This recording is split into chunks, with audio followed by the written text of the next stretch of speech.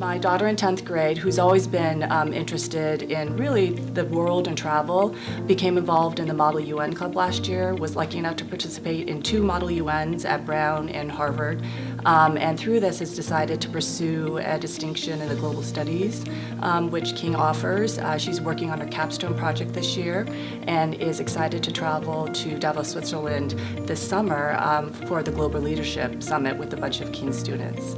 And my 3rd grader is also very excited to participate in the new Global Studies program that the head of lower school, Amy Borenberg, and the lower school teachers are going to be launching this spring.